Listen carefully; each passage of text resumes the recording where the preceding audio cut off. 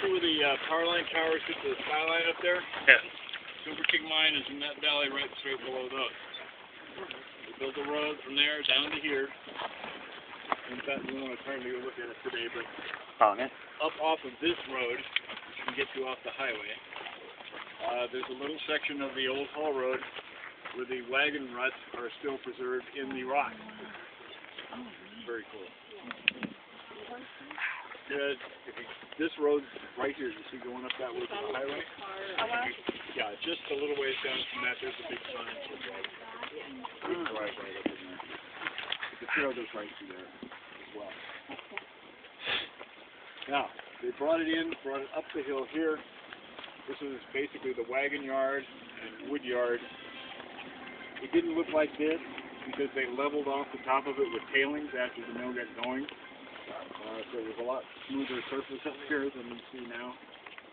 But they'd bring the wagons in this way, drop off right here at the edge of the mill, dump them into the hoppers, and then the wagons would go out this way, pretty much the same way we just walked up, only on a built-up road of tails, and then back out to the mine. The wagons they used with that were pretty impressive. If you ever remember the old 20 Mule Team Borax commercial, that's exactly what they look like. And even today, occasionally if you walk along the old haul road, you'll find chunks of silver ore off to the side. The teamsters like to help themselves out, shall we say. And as they're tooling along, you get to a stretch where you don't really need to be working the team too much. You crawl back in the wagon and go, okay, this is one for the mill, one for me. And they come back and collect them when they could find them. Then they would take them over to the other mill in town, which is on the other side of the creek. It's an independent mill, and get it processed over there. Supplemental income. Anyway, from here, we're not going to go farther down into this. Watch yourself as you get close to the edge. The original 5-stamp mill was set up right here. This cut in rock down here was the stamp kit. That surface right there was the floor at the edge of the stamp.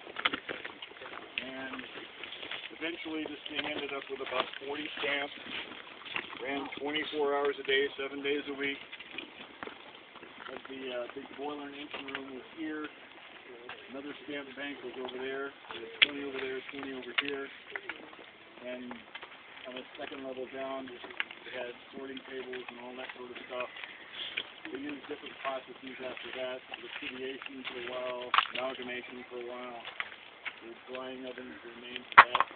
Those foundations are down there. They got the water out of Steam Creek. They dug a well and followed that road down to where it crosses the creek. There's a little bitty foundation hidden in the bush down there, which was the well. And they pumped that up and into the mill itself. Now to fire this puppy, they cut down every tree within sight of this place. And their wood camps where they would go collect wood way back into the mountains. They would stack cordwood up in here. Eventually, they pretty much cut everything there was to cut for miles and miles around, and then converted the boilers over to oil. The earliest conversions like that in Arizona. And when they did that, they built a big oil tank on the other side of the creek. There's nothing remains but little pads cut into the rock for the wooden trestle that held it up. And eventually, the mill was entirely enclosed. I guess it ran 24/7, and they even electrified it. It was one of the first electrified industrial places in Arizona. So they ran electric lights in here, and the generator location is off on the back side. So we've been able to kind of get a pretty good idea about the flow chart of this mill, what was where, how it worked. The unfortunate thing is, as it changed, you get overlapping evidence of different things going on in the rock, and everything in here was also salvaged. So in fact, at the other stamp bank, a little wagon road got cut down through there, get down to haul machinery and scrap steel and stuff like that out of the bottom of it. So it's in fairly bad shape, but still mostly recognizable.